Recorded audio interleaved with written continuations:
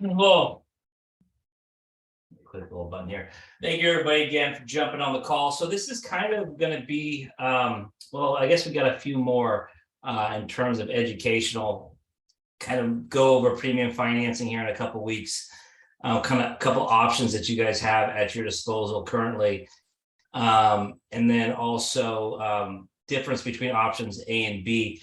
But today what we're going to do, it's just like kind of before when we talk about expenses. This is the most exciting call, but I think it's extremely important that you guys understand how loans work, also crediting strategies, how these work inside not just IULs, but all insurance policies. The unfortunate thing is I could stand up in front of a room, and I didn't do it last week when we had our IUL conference. But if I stand up in front of a bunch of insurance producers and ask people, how do loans work and where does the money come from? Nobody has answers to this. So literally after today, you're going to understand how loans work more than probably 90% of the people out there in this industry, if not more.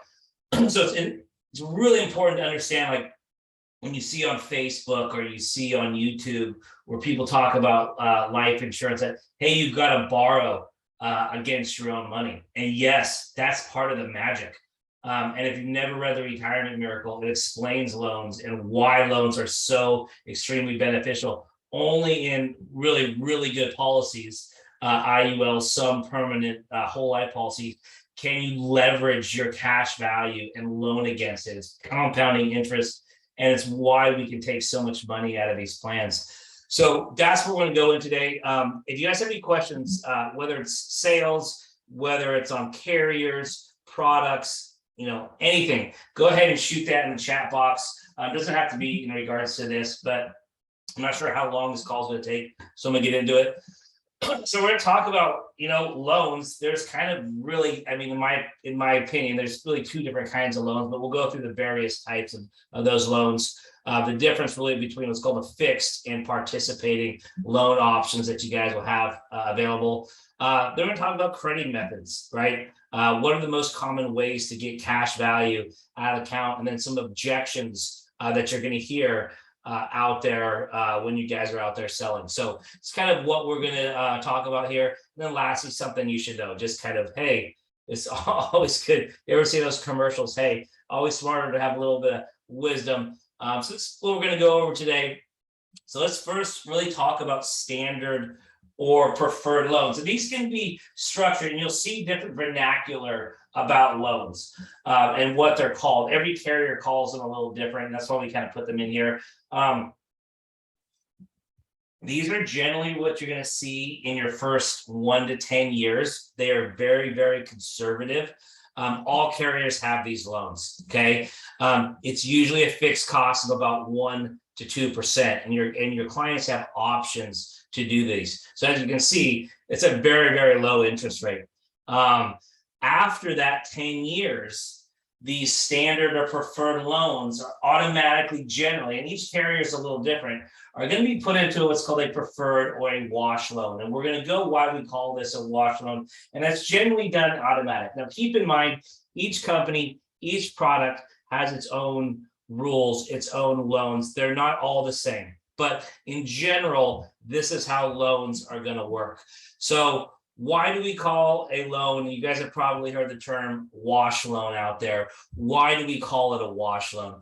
And it's simply, we're going to credit the policy cash value account 4%, and then we're going to charge you 4% for that loan. And that interest and that charge washes itself. And we're going to go into a little bit more detail here pretty soon.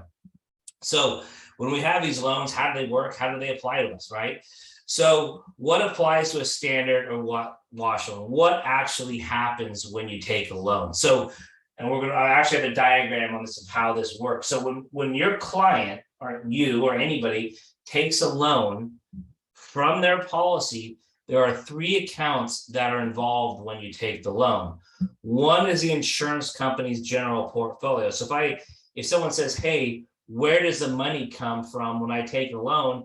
It's not the death benefit. It's not the cash value. It's the insurance company's general portfolio. So that money, whatever dollar amount you're taking, is not coming from your cash value account. It is not coming from your death benefit. It is coming from the insurance company's general portfolio. So that's where it originates. Second, policy accumulation value, right? What is in that cash value? And essentially your client's bank account. So these are the three accounts that are factored in to when we take a loan. Okay, so then we put here, where does the money come from? Kind of already answered that question. I was a little in front of myself here. So like I said, most agents and clients don't know this. I could stand up. I've done this dozens of times in front of people that are learning about and that have written IULs, the permanent life insurance policies, and they don't know. They either think they know or they're too hesitant to really answer. It's only really with someone that I've worked with in the past or someone that has a little bit more knowledge that generally really knows how these work. But this is simply it. This is the structure on how a loan works. So we're going to start all the way down to the left, right? So we have the insurance company, whether that's North American, LSW, Allianz, F&G, Anico, all the loans work the same way, okay? So we start here with the insurance company's general portfolio. Your client requests a loan from the company, and then the first thing that happens is, number one, the money flows from the general account of that insurance company into your client's bank account, automatically done, right? For number one. Number two, now remember, this is a fixed loan. Okay, this is a wash loan. This is what happens in a wash loan. And number two, what happens is that insurance company is then going to put a lien on the policy cash value account for those dollars. Okay, and then in a wash loan, what happens is those dollars are then transferred out of the cash value account. So if they took out $10,000, that $10,000 will leave the policy accumulation value and move into what's called a fixed rate bucket. And that fixed rate bucket is getting a 4% return and is getting charged 4% or 3.5%, whatever it is. Either way, it's washing itself. It's not gaining any interest. It's not creating any charges. So any questions, real quick before we leave? I'll sit here for the next 15, 20 seconds, see if there's any questions. You can unmute yourself or pop a question in the chat box. So like if you go to a car dealership and bought a janky old car with $10,000, you could pretty much have a 0% interest loan and just pay it outright instead of financing for expensive rates at the dealership. That is one thing you can do, yes, with a fixed loan. Yes. Cool. Absolutely. So if you've heard of the infinite banking or the IBC concept, that is part of using your own money internally inside of the life insurance policy to loan yourself dollars. So yes, absolutely.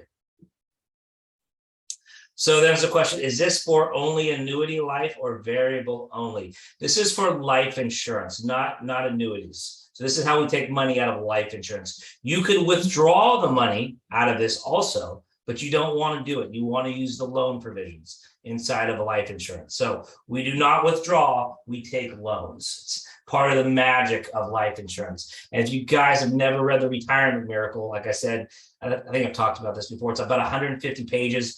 Michaela, I don't know if I'm pretty sure I've sent it to you before. Read that book. Literally, the font is for an 85-year-old grandmother with bifocals on. So it takes like 20 seconds to 30 seconds to read. It's 150 pages, and it explains indexing, loans, all that kind of stuff. And it's just not me here sitting here talking every week. You also get someone else's opinion on how they work, right? It goes into a little bit more depth and detail on how they work. We have that in a PDF form, so just request it. I think Michaela can send it out to you. So that's how fixed loans work. Now remember, there's different types of loans. So this is the most conservative loan out there. Just so you guys have in your wheelhouse, it used to be the #1 written IUL. LSW took it over last year. Transamerica World Financial Group. If you ever go up against any of those policies, first of all, they don't know. I do a whole webinar on combating what those dummies do out there in the IUL space. But Transamerica, all they have is a fixed loan. Okay, they have a 4% wash loans. All that and it's one of the problems with that policy. And so just so you guys are aware of, whenever you see a Transamerica policy, it's usually World Financial Group. If you see a bunch of zeros in that death benefit, probably isn't set up correctly. They're not educated well, but they sell a ton of this stuff. And the policy itself is not a very good policy. It's a great opportunity to replace that policy. Usually you're saving people thousands of dollars in a terribly written IUL, not only just in the actual product, but in the structure of it as well. So yeah, perfect. Thanks, John. So recap on these loans, most conservative, right? Most conservative loans. So if we're conservative, we're paying for those guarantees. It's going to provide the lowest income potential in life insurance. Now, all insurance carriers have these. There's no positive arbitrage in this type of loan. And so they are available on all whole life policies, all IULs, and whole life, they kind of call them a little bit different, but it's essentially standard preferred loans or a fixed loan. They call them non-recognition and recognition loans. It's all just different vernacular on how we take money out of life insurance, but it's all the same thing. And like I said, these are usually used on whole life policies or bad IUL provisions. Not all, remember we talked about why do we use certain carriers? Not all IULs are created equal. There's a reason why we use Alliances, F&G, North American, these carriers, because they have the best features. And that loan option is really, really important when we go to take money out. So that's your standard fixed loan option. So participating loans are really what we want to focus on. They are the most common inside of IULs, and they come in both what's called a fixed and variable form. For example, North American has a fixed, they used to be at 5.99% variable loan. It was capped right around 6%, but now they have a fixed participating loan at 5%. That means that no matter if you choose a participating loan, it is guaranteed to be 5%. Right now with like F&G and Allianz, they have a variable participating loan. It's somewhere in, well, interest rates are going up again. I'm assuming it's somewhere in the mid fours. I don't know exactly where it is. They haven't looked. But it's capped at 5%. So no matter what happens in the future, that loan rate's at 5%. I want to talk about that here in a little bit. So this gives us opportunity to earn more cash value inside of our policies because we have what's called a participating loan. You're going to figure out what's the difference between fixed and participating here pretty soon. Now, also really important to understand, so F&G and Allianz have a variable participating loan, but it's capped at 5%. Other insurance companies have variable participating loans, but they are not capped. So it is going to be based on what's called the Moody's Corporate Bond Index. So essentially, wherever the index is, add another percent, and that's where they're going to be loaning money out to. So if interest rates, I think there's another projection. Just saw something out today. There's supposed to be another spike in interest rates here any day from the Fed. That means when you take money out of your insurance company and you don't have a cap or you don't have a fix in that variable interest rate, you can be loaning money to yourself at 7-8%. Now, your ability to get positive arbitrage now is a lot less. So if that is sounding like Chinese to you, don't worry. You can ask me questions on that. We'll go over it a little bit more. But having a fixed or a fixed loan or a variable loan with a cap is extremely important. So what happens in a participating loan? Okay, so same thing that happens. Insurance company loans money to your client. So number one, the money flows directly over to your client's account. Number two, the carrier puts a lien on that cash value account for that amount. And then that's it. So you see here in this top box, no money leaves the indexing account. It continues to earn interest as it accrues based on that index performance. So all other things remain the same except this last part right here. Money does not leave the account. Any questions on that?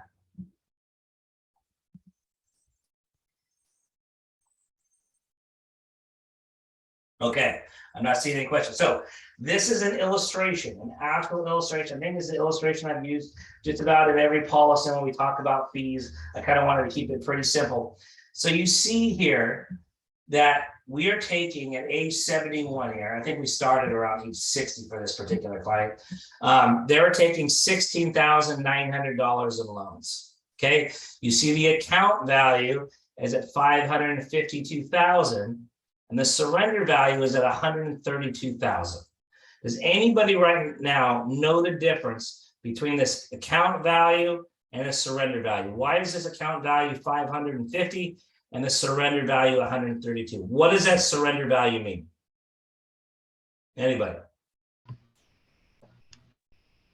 Besides John, because I know Isn't you that the oh go ahead. Isn't that the money they get back out that they have to pay taxes on if they cancel the policy? Yes, you're right on this. Surrender value is, hey, I'm going to walk away from this policy. If I surrender the policy and left, I'm going to take this $132,000. Now I have $552,000 in my actual cash value account. It's sitting there. But before I surrender my policy, and this person's been taking loans for about 10, 15 years, right? You see there's a difference of about $430,000 there. What do I have to do before I surrender that policy? Pay the interest rate loan. Right. I've got to pay that loan back and the interest. So where does that come from? That comes from this account value right here.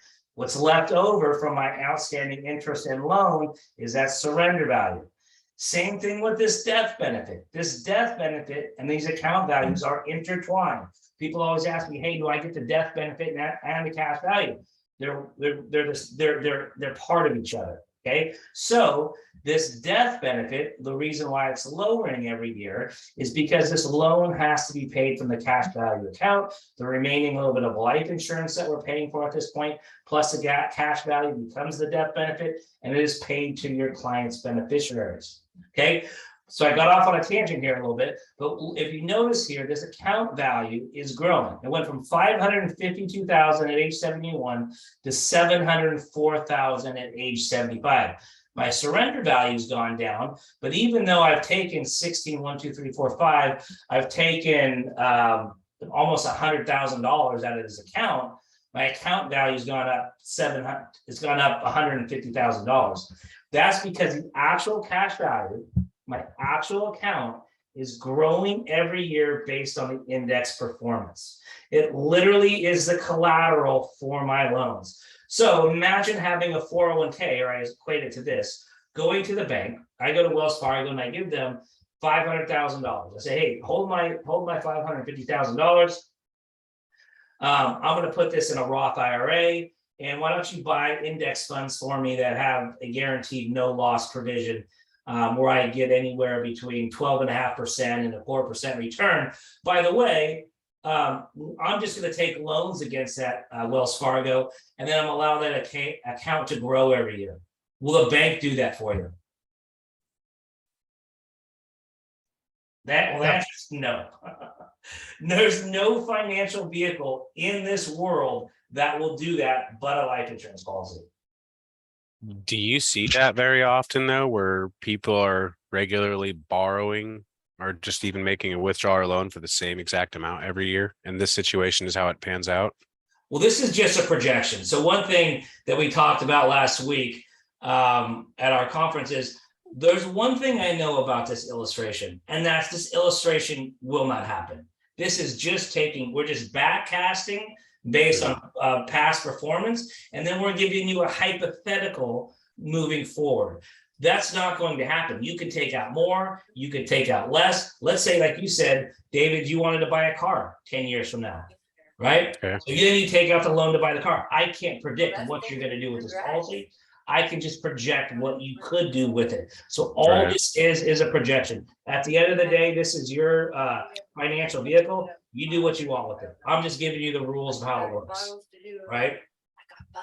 So, but what's important to understand and why taking loans is so good is we're getting positive, generally, historically, we're going to get a 2% positive arbitrage in an IUL. What that means is if I take a loan for $16,000, okay, I'm paying, let's say the interest rate's as high as they're going to be, I pay 5% interest on that loan, right? What is that? Somewhere around $80, somewhere like $800, somewhere on there. Sorry, my math, I think it's 800. So I'm going to pay $800 in fees for that loan. Plus I owe that loan back. But that same $60,000 that I loaned myself, that's still in the account, plus the other $552,000. What if I get an 8% return on that cash value account? Well, just the loan right there, I got a 3% positive arbitrage on the money that I took out. So even though I owed 800, the return on that 1,600 was somewhere around 1,200, 1,100, whatever that is. So I actually got a positive return even on the money I took out, not including the amount of money that's sitting in that cash value account. So because of that, we get positive arbitrage. And here's the thing, you can take too many loans, and you can have people that do this incorrectly, but there are riders to protect your clients from doing it. But when you do this correctly, historically, as long as we're not in some downturn for like 20 straight years, we will average in this type of policy with a fixed or a participating loan capped at 5%, we will average a 2% positive arbitrage annually on our loans. Sometimes higher, sometimes we're going to pay something, right? So it depends on how the market performs, but we pay attention to that every year. But what's important is our account value is growing based on the market, and it's not losing any dollars as money comes out. It's really important to understand that. Does everyone get that? Any questions on participating loans? I have a quick question. Is positive or negative arbitrage a factor in wash loans, or is that entirely separate? Wash loans. So think about it, wash loans. So the arbitrage in a participating loan is us getting a higher return on those dollars versus our charge, right? So yeah. we're charged 5%, but we get a 7% return or a 6% return. We get a positive arbitrage. Historically, we're going to get that about 70% of the time. Okay, so 7 out of 10 years, we're going to get that. Three of those 10 years, we're going to have a negative arbitrage. In a fixed loan, it is fixed.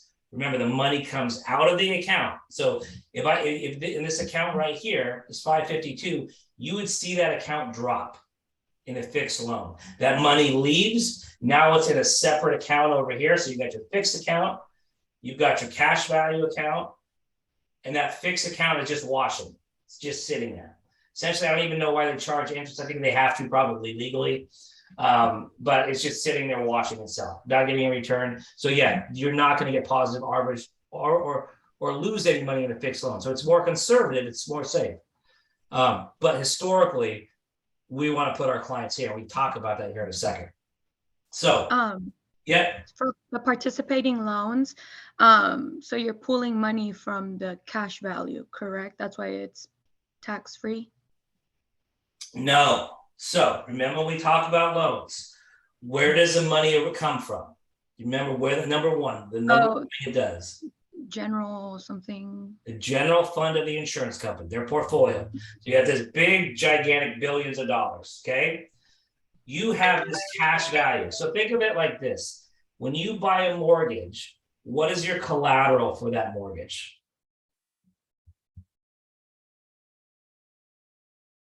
Your loan? No, your loan. Well, how they're giving you a loan. The house. It's the house. Assets, yeah. It's the house and your down payment, generally. That's why you want to put down 20%. They get favorable loan arrangements, right? So the bank has the right to do what if you don't pay back that loan or you default on your stuff? They Take foreclose your on your home. Yeah, take your home, right? That's collateral, right? Banks not just loaning you money because you're a good-looking dude, right? there's a reason they want to make money too.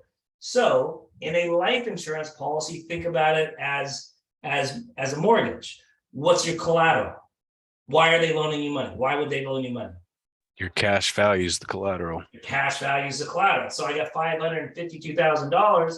I don't mind loaning you $17,000, right? So you're taking a loan. It is a loan using your cash value as collateral. And because of that, we fought a big war back in the 1800s, well, 1700s, I think now.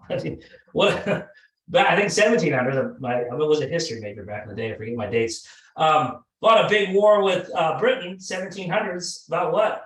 Being taxed on loans was part of it. The Boston Tea Party. So why do we take loans out of a life insurance policy? No, it can't be taxed. Now, can that change later on at some point when we're crazy in debt, Social Security's falling apart, they may look to target that. I think you'll see some changes with a lot of things here in life insurance. AG 49B is going to come out, and we'll go into that, all that kind of stuff later. Yeah, I wouldn't be surprised eventually they go back and try to tax life insurance. Now you're grandfathered in now. They can't take, once you're in, they can't take it away. But so that's why we use loans. Where you're taking a loan, collateral is a cash value. It is really a loan. Was there another question that was popping up? Raimundo asked, are they obligated to pay the premium? All right, they are obligated to pay the premium for the policy in whole life. Are they obligated to pay the loan back as they live, or can they choose to leave it and let it be discounted from the face value or the policy value? Which I think we just answered that, but maybe just repeat it. Right. So when a client asks me that question, and I generally don't get totally into loans with clients, but I will if I have to. It just depends on how nerdy. I don't say nerdy, but how intellectual and how your doctors, you get an engineer and you're selling an engineer, I'd walk out of the house right away. You're just going to lose all your hair after working with them. But they're going to ask, how does this work, right? So my answer and the answer is, hey, when do I have to pay back the loan? And I ask them, well, when do you want to pay back the loan? Well, what do you think they're going to say? Never. I don't want to pay back the loan. I say, yeah, you're not going to. The loan's going to be paid back when you pass away. The cash value will internally pay back the policy. The remainder of it will be left over to your beneficiary, including a little bit of life insurance, depending on when that happens, obviously. So these policies hit what's called corridors, and eventually the cash value and the death benefit are one and the same on the surrender value.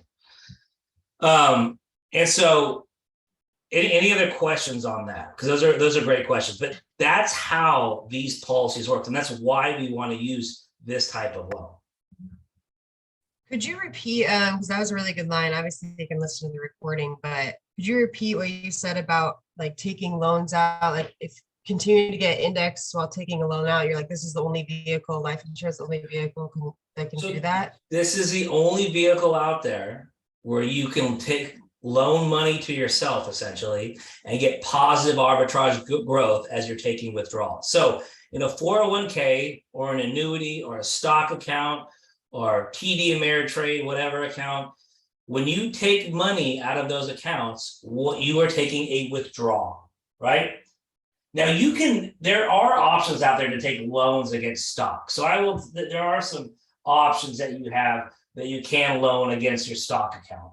But essentially, this is one of the only options. But you're risky. You take a loan in a stock account, and your stock drops 40%, you'd be effed. So this is a much safer way to essentially leverage, right? You're using leverage here with this account. So yeah, it's really one of there is that stock option, but this is really the only account that's going to give you that ability to get positive arbitrage while you're taking money out. Generally, if you look at the rule of thumb, you Google the 4% rule, and that's a financial advisor. And now it's down below 4. I think like most people are saying it's around 3.5 because people are living longer. But the general thought was that whatever nest egg you have, when you go to retire, you can pull 4% of that nest egg out each year for the rest of your life. Take more than that, you're jeopardizing that money running out. Now, people are living well into their mid 80s and 90s now. The 4% rule is actually coming down. And that's why. It's because once you take that money out, you're losing that compounding interest. So when you look at IUL projections, we're around 10, 11% sometimes because of that. So if I'm getting 10% on $1 million, but I'm paying 5% on 100,000, that's just math working in my favor. And these policies at this point, if you guys were at the conference, you heard Eric Palmer talk about it, our fees later on these policies, although it is misquoted out there many times on YouTube and Facebook, our fees at this time of the policy are about 1/4 to 0.5% for those years. So if not lower. So, and when we went over those fees last week or 2 weeks ago, you see what the actual fee structure is later on. So yeah, participating loans.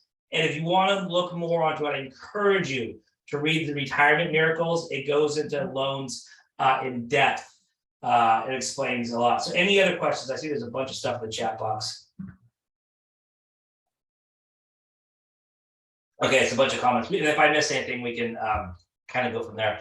So variable loans are the riskiest loans out there, right? So there's one thing, I don't know if you guys have heard me say this before, but this applies to life insurance. This applies to annuities. This applies to stocks. This applies to 401ks. Guarantees are expensive. Risk is free. Why is it that if you go to a bank and you put money in the savings account and you have a guaranteed interest rate, they're going to give you 1%. I don't know if it's higher, and I haven't been to a bank in a while. I mean, interest rates have gone up 300 base or gone up about 300 basis points. So I think savings accounts should give you higher returns. But anytime you guarantee something, it's going to cost, right? You look at a fixed return in an annuity right now, it's 3.5%, 3%, depending on the carrier that you run. Our fixed return in our IUL is 4.75. That guarantee is going to cost that insurance company or that stockholder, it's going to cost them money to give you that guarantee. So remember this always, guarantees are expensive, but risk is free. Okay, so our loans are linked to the Moody's corporate bond yield. You heard me talk about that before. What decides loans? It's interest rates, right? How much does it cost to borrow money? Okay, so not only does this reflect loans, we talked about this, I think, a couple calls ago. It's also going to affect index caps. So the loan rates, the caps, they're all intertwined. It's all based on insurance companies' general portfolio, right? You saw, I don't know if you guys write annuities, you'll see participation rates have skyrocketed in some of these annuities. Some of them like 240%. They were 135 about 6 months ago. All of a sudden, they're 200-something% now. That's a reflection of the interest rate environment going up. In IULs, you usually see about 9 months after this all happened, you'll start seeing caps bump up in these indexes here. Probably, I would say, in the next 3 to 4 or 5 months, they'll start bumping up again. So in these rates, right? So if you're in a variable loan and interest rates are increasing like they are right now, and there's no cap on it, like we're using carriers like Anico that doesn't have a cap, or some of these other carriers that don't have a cap on them. As these interest rates rise, so does our borrowing costs to borrow money out. And so what does this look like? So if you look at what rates and cap look like years ago, in August 17th of 2018, the Moody's corporate bond yield was 3.86%. Okay. Our annual point-to-point cap with F&G at the time was 15.5%. Okay, here's that loan rate. Here's where our cap rate is. 2020, you see the Moody's corporate bond yield is down to 2.95. So almost went down a full percent. Our cap did what? Went down 1%, right? It's reflecting based on these interest rates. September 16th, down to 2.3, dropped down another percent. So what happens if our bond yield, goes way up? So just so you guys understand, you see the correlation here. And I put these dates on here for you guys to understand. As this bond yield, right? These are bonds. As this goes down, what was happening to my cap? My cap's lowering. Went from 15.5 to 13.5% in about 2 years' time, right? Now, most of these carriers were dropping their caps down to about 8-9%. F&G had it at 13.5. It's 12.5 currently. Most carriers are up 8 or 9 right now. So you'll start to see this going up. One of the difference why F&G's cap is so high is they got Blackstone managing their portfolio. They have a bigger buying power than most other carriers. But what happens if my bond rate goes up? What if that 3.86% jumps up to 8%?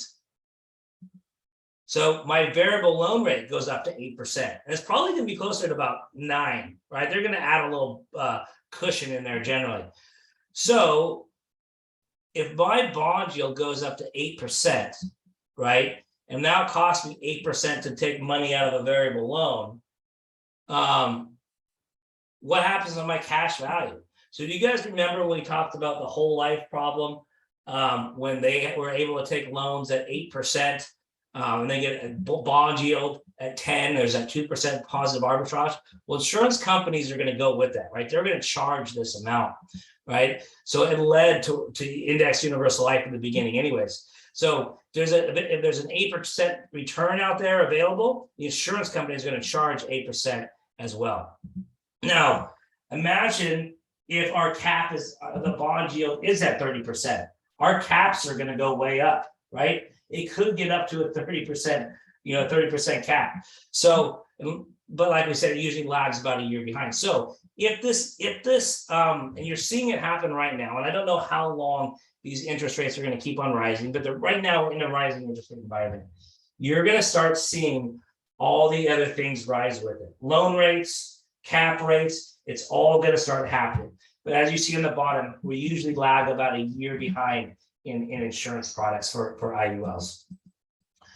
So kind of simple math here of why IULs are going to work, and how IULs, specifically North American, F&G, Allianz, the carriers that we really try to focus on, that have a fixed or cap loan rate at 5%. So why, if we have guaranteed bond rates at 8%, what are these insurance companies going to do? So your insurance companies right now that have 5% fixed loan rates, what happened if that bond rates goes up to 8%, where they can take money out at 5 and then invest it back into 8 for a 3% positive arbitrage?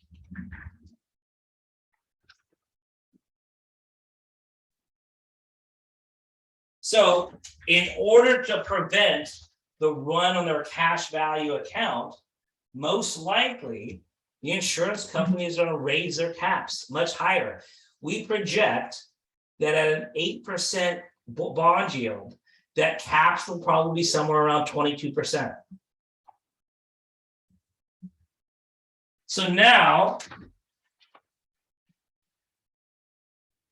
in our S&P 500, we got 22% caps. And I asked this last time, see if everybody remembers. If I have a cap at 20%, let's just say 20, how often, percentage-wise, would that cap out on an annual basis? In the S&P 500. Anyone remember? 2? What's that? Was it 2? Higher than that. 20% of the time. Close, it's 25% of the time. So a cap at 22% in the S&P 500 will cap out 25% of the time. So why would our clients borrow at 5% and get 8 when there's the option to get 22? So no, as interest rates are being raised, that helps us. That is good for our insurance portfolio.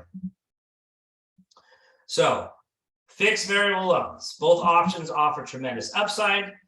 Fixed, and this is just kind of rehashing this real quick, fixed is safer in a down market. Rising interest rates, variable loans will offer higher caps. Fixed loans will offer a higher success rate to outperform the interest rate.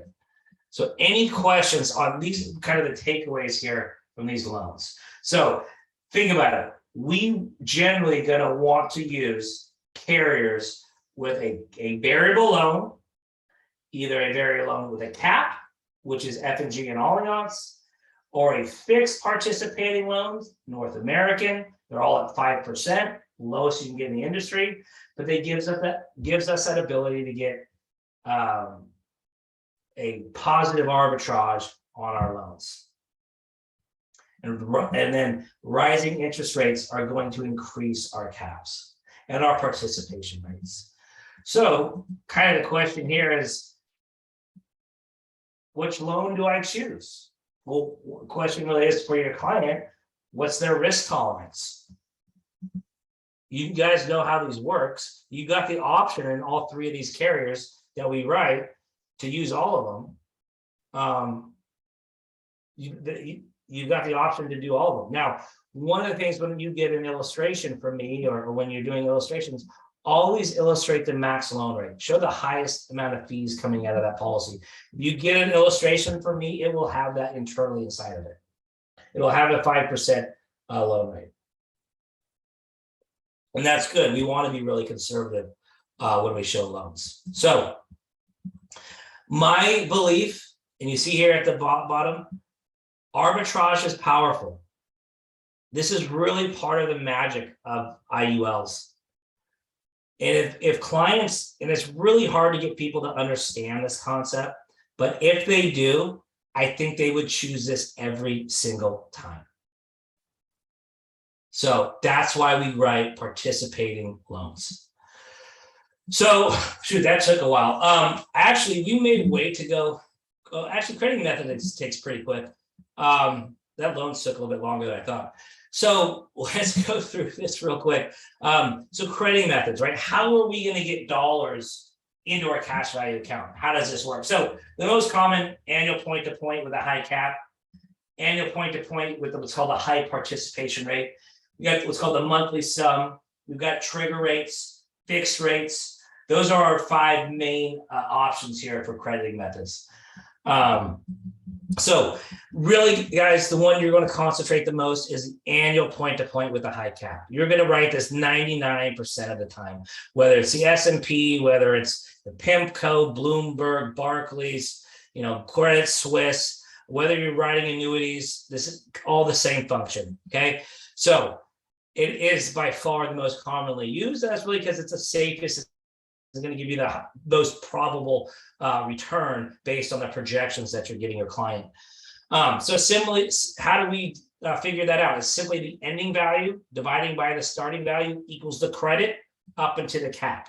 Okay, this resets every year. There is no high watermark. So we're buying a call option. So whatever that date that we buy the call option is our starting value of that current index. So if the index tanks 40% and we don't get any dollars, well, guess what? We're starting down there. We buy our option here. Chances are, it's going to go up moving forward. Not always guaranteed, but generally it's probable.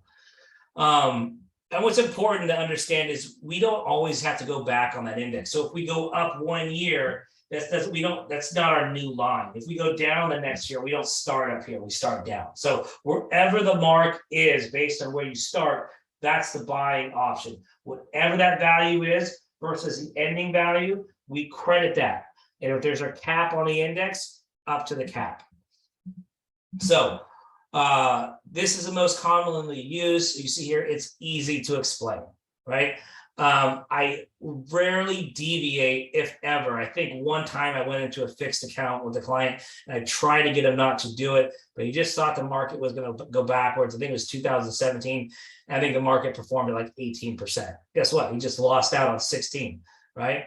So if you and I, and I'll say it to myself, if I can predict when the market's going to be flat or go backwards, I mean, I've been saying it since 2016, we're going to have a recession. Well, it's 2022. We may be on the brink of one now, but that was 6 years of me being wrong. And if I knew how to do this, I would not be on this phone call right now. If I could predict the future of the S&P 500, I'd be a lot richer and probably have a boat somewhere on an ocean.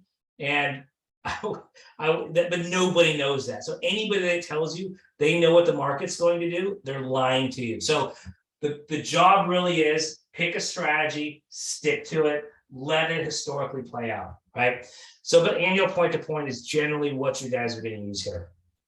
It's reliable and it's our highest opportunity for growth. Okay, remember that. So the next thing we're going to talk about is high participation rates. These look really good on paper, right? I got 180% participation, especially if it's in the S&P. The one problem is I got a cap of 7%, right? So it's very simple. Ending value, just same thing, point to point, divided by the starting value up to a cap times the par rate. Equals the credit we get on our policy. So if we know, and like I said, if you do know this, you're smarter than me and shouldn't be on this call anyways, we're going to be in a low inflation kind of stagnation type policy or economic environment. These indexes do very well, right? Get 4 or 5% growth, but you got 150% participation. You're getting 7.5%, 8%, even though the market return.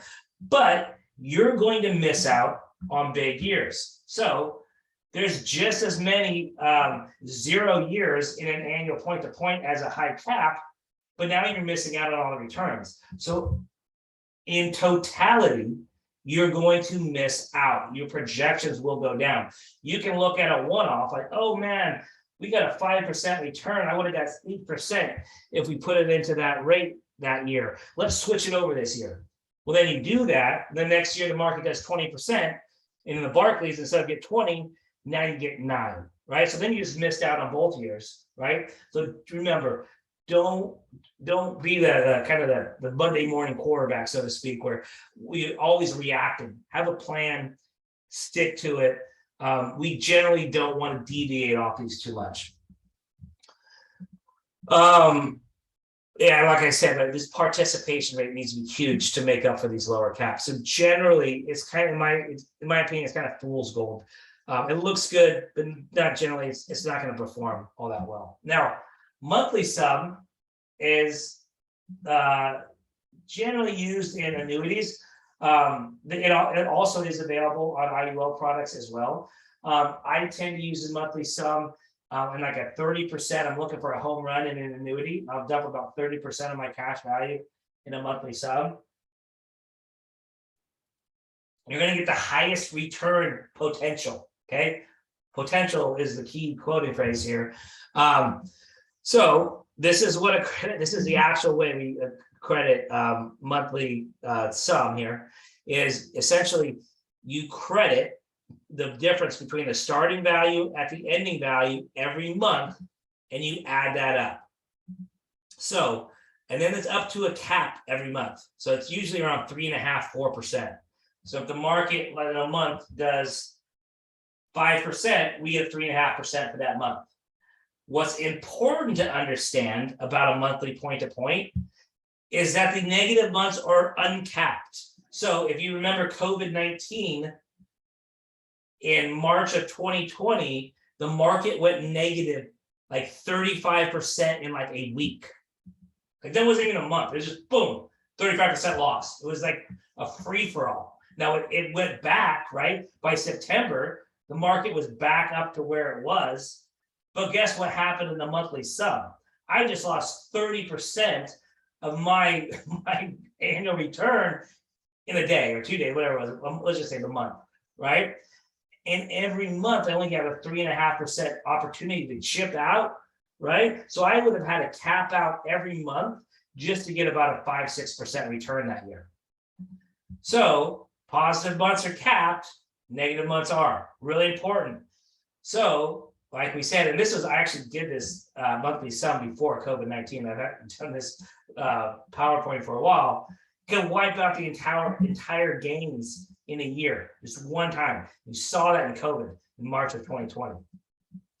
So, but here's the thing, and it was funny because if you're at the conference, the guy from Allianz talked about it. He said, in a monthly cap to cap point, you get a 48% return. I think they're at 3.5 right now. So I think it was right around a 42% return you can get in Allianz's monthly sum cap right now on their IUL. He said you could, right? So should I tell my clients that they have the opportunity to get a 48% return? Do I want to lose? No. Do I want to really upset client? So it's kind of something really important here. You want to set in real expectations. And I learned this quote from one of my mentors years ago. That our clients' happiness equals the reality of what we show them or what they're in, minus their perception, right? What have we talked to them about? So if my client's expecting a 48% return and he gets 15, let's say they get 15, that's a great return. But we talked about 48, got them a great return. Are they happy? No, we just told them you got an opportunity to get 48%. And I can tell you that 48%, that's unlikely. This is a home run hitter index. Right? It's your who is it? Aaron Judge? Is it Aaron Judge? Something Judge. It's about to break the home run season record, depending on who you think has it. So, what else do home run hitters do? I haven't looked at Judge, but besides hitting home runs, what do they do a lot? Anybody a baseball fan here? Sometimes when you swing for the fences, you strike out a lot. Ton. So this is your home run hitter index, but guess what? You're going to strike out a lot too. That's why when I do annuities, I only put about 30% into this index because I am trying to hit home runs. I'll take 30% and shoot for it. So We don't use that all that often. Trigger method, real quick. So this is essentially pretty simple. Really, there's only a couple carriers that have it. It's Allianz, the one that we use as a trigger method. Essentially, anything that we get, you'll see this in annuities as well. You'll see it called the stated rate. As long as the market performs better than 0, you're going to get anywhere around 8% return.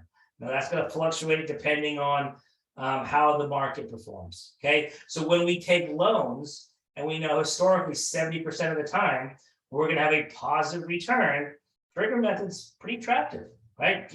It does 2 or 3, I get 8. Does 15, still get 8, right? So you're kind of weighing out your options here, but it's another option that you have. It can be attractive when you start taking loans here. I'm not going to talk about that too much. Rarely use it. Only really using it when we use Allianz, and so really important. So, kind of some objections you're going to see out here is one, and because we're kind of talking about a lot of this kind of educational stuff and kind of equipping you when you're talking to whole life advisors and all that kind of stuff. You got people out there, hey, you're never going to get the illustrated rate. And their argument is one of them is simply this. If you look at the performance of the S&P 500 from 1980 to 2017, with no dividends, the CAGR, compound annual growth, is equal to 8.81%. It's impossible for you, Mr. Life Insurance Salesman, to get a 7.68% when you have a cap. What are they forgetting?